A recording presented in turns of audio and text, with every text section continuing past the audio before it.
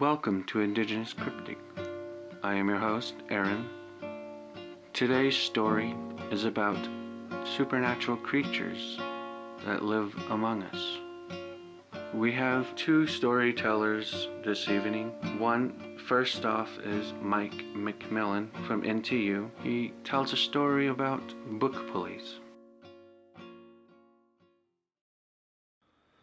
Hello, my name is Michael McMillan. I'm a member of the Mississippi Band of Choctaw Indians.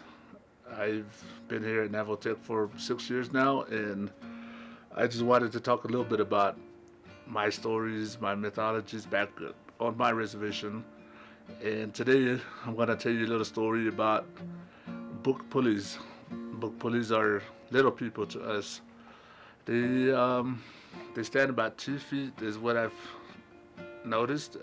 They, in European language, I believe they're more like leprechauns and goblins.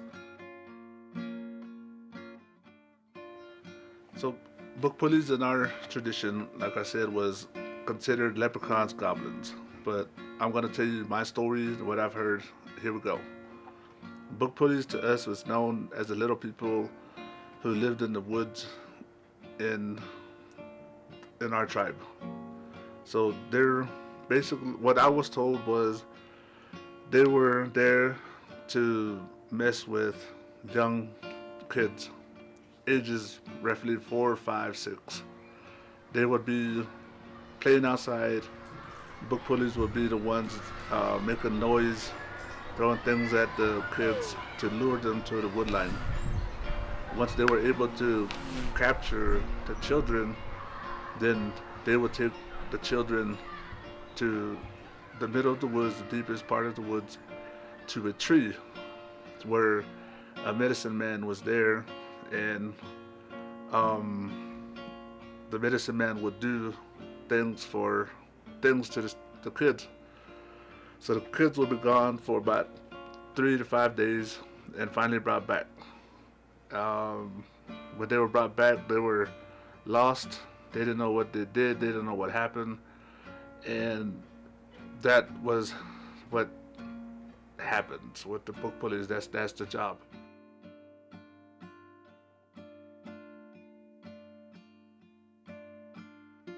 So book pulleys, with my story, I was between 4 to 8 elementary age.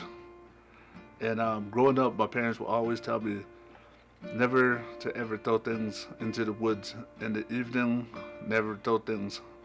So my grandma's house and my mom's house was like half a mile apart from each other. So we would go visit my grandma, come back home, and me and my brothers were walking in the evening where it was getting dark. And we had a gravel driveway to our house, so we had rocks, and we tested a theory. We was young, so we tested a theory. We grabbed some pebbles and we threw it into the woods, and the next thing you know, all you hear is coming right back at us. And the first thing we could do, we just paused at the moment, looked at each other, and we booked it. We booked it to the front porch of our mom and dad's house, ran inside, sat in the room, looked at each other, and we finally said, "What was that?" It was an experience that we was told never to do, and we did it.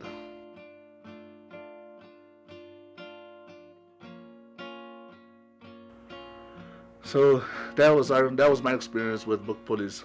Now I have another story which is involving my mom. She was at home. She was retired. Then she stayed home, made sure the grandkids and everybody was good each day. So this story happened maybe 4 or 5 years ago. She was at home doing her random chores, cleaning the house, washing clothes, and then she would take the clothes and hang them up on the clothesline and just to go on with her day. But this one specific day, she went, washed clothes, and then when it was done, she was going to the clothesline. as she left the back door, she said that she felt awkward. She didn't feel comfortable, but she needed to hang up the clothes because it needed to dry before the rain came in that day. So she went and she was hanging the clothes, and she felt something just watching her. She noticed something in in a particular area was just watching her. So my mom has a big yard, and she has a tractor garage, and she has a little uh, storage house and tractors and a couple of vehicles parked in the back. So she goes and hangs up clothes, and in between that area, she feels that something's watching her, and she's not comfortable, but she has to hang up the clothes. She says she took a glance in the direction and nothing. Just the area where something was not watching her, she saw nothing. But she went down to reach for a towel, and right when she was going to hang it up, she looked up, and right there was a goblin-looking creature standing in between the white truck that I owned and the Nissan Altima and the tractor. So the goblin was standing there, just eyeballing her, and as she held the towel in the air that hung up on the clothesline, they just caught eyesight and they would not let go. And she just froze. She panicked, and while she was finishing that towel, she just said she stopped, walked back in the house.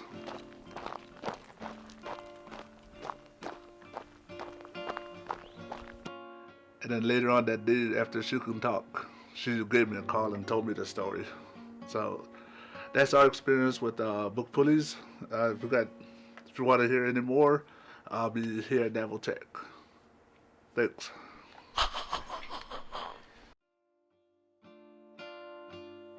That was Mike McMillan telling his tale about book pulleys. Next up, we have Melissa and her long journey from outside Gallup, New Mexico.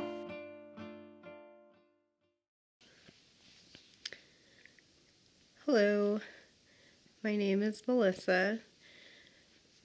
I'm originally born and raised here in Gallup.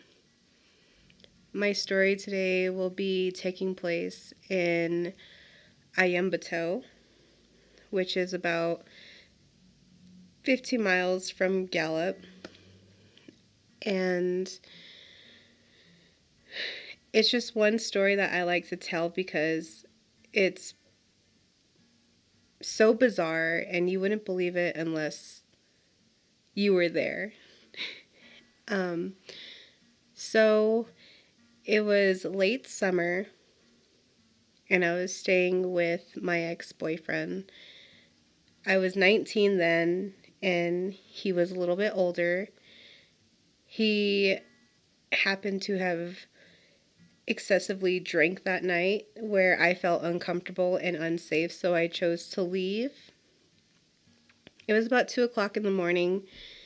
I grabbed my phone, which for some odd reason it only had 3% left on the battery life.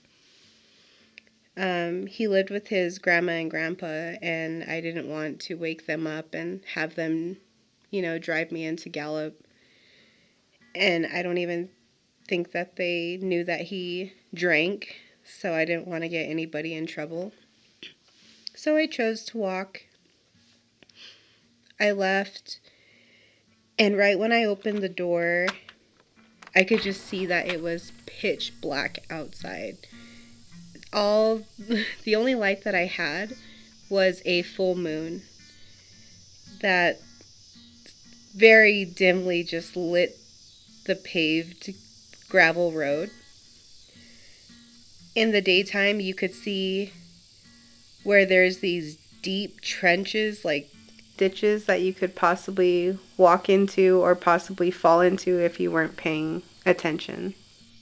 There's a lot of livestock that just roamed the place, cows and just different things. And so I was scared, 19, And so I'm walking, carefully placing my foot, and I'm just like, man, if I could just make a phone call for help, parents, friends, someone, but I had no service out there. Absolutely no service.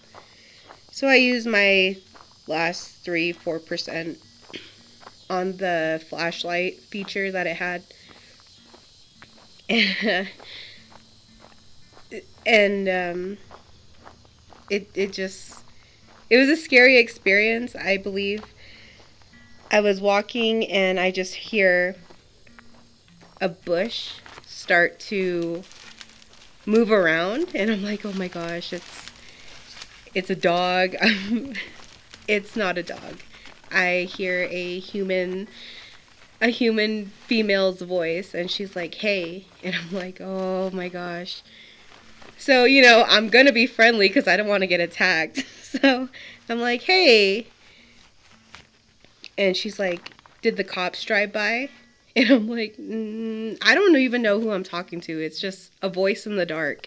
And I'm like, no one has drove by. And she's like, where are you going? I'm walking to Gallup. And she's like, can I walk with you? So I'm just like, you know what? I'm scared at this point. A company wouldn't hurt.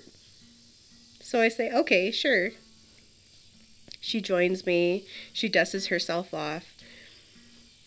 And we continue our walk. And it's nice. I'm not going to lie. I enjoy her company very much.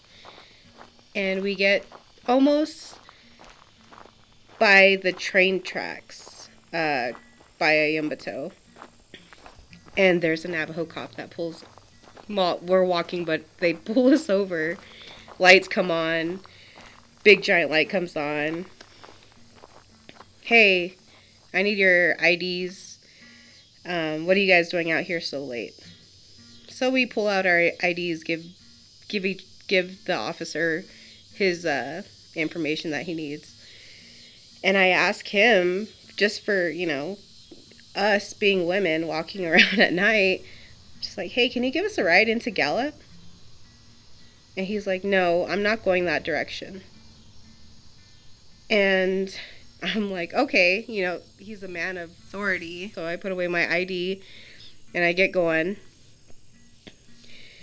And next thing you know, we see him drive off from us, and he goes in the direction of Gallup. My heart shattered. I was like, wow. So we keep trucking. We're moving along the frontage road, past the little church. We're going up the little hill now. And I'm just like, man, I didn't think this walk was this, insane. So we start learning more about each other, our background of each other. And it turns out this lady has more unspoken history about her. Like, she's been to prison and she knows the little secrets. She's done stuff. And I'm just like, oh my goodness, who am I walking with? So there's that kind of like fear involved as well. And this very odd thing starts happening where we can hear the freeway. We can hear the semis. We can hear cars speeding. We can hear people hitting the little ruffles on the side of the road, tires just vibrating.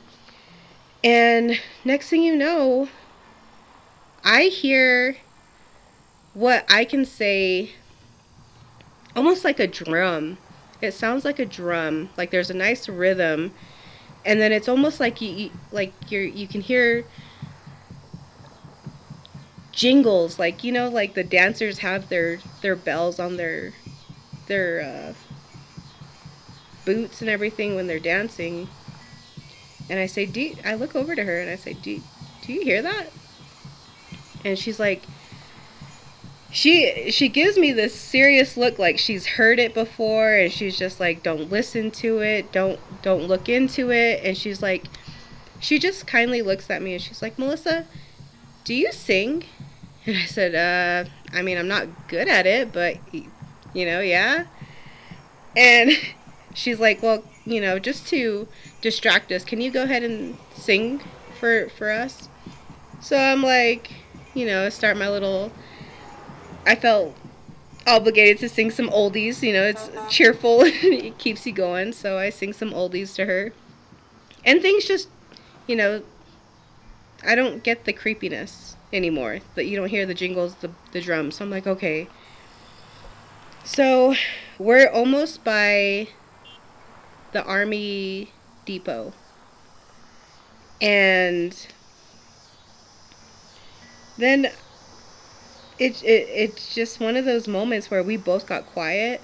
We're walking in silence. My feet are hurting. And I just start seeing like these black masses. Like they're like chunks of masses like roaming around. And I'm like, okay, so these have to be cows. Like these are cows. And I'm like, oh, okay. I see the train tracks. They're getting hit by the moon. I'm like, okay. So we're almost. I was kind of happy. I was like, we're kind of almost by Fire Rock right now.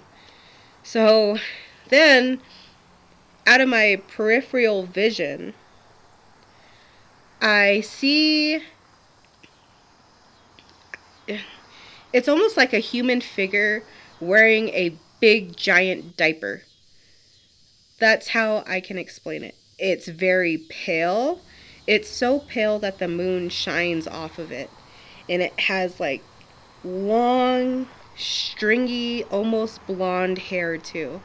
And it's just hopping over the train tracks. Then it's on the train tracks. Then it's by a cow. Then it's over here. And I'm just like, am I like having a, what is going on?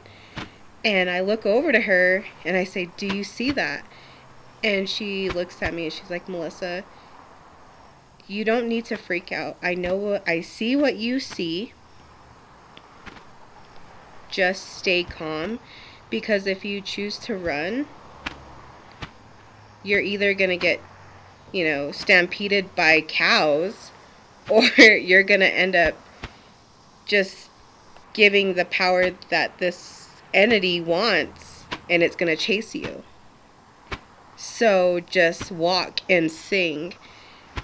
But it's just one of those things. It was right in front of me that you could just see that thing just almost transport to different positions. Like, I'm just so surprised that it stayed in that general area and just didn't pop up on us. But that was that. I mean, we made it to Fire Rock. We made it safely to a safe place. But that was my experience walking in Ayambato. And just into the Gallup area is just bizarre.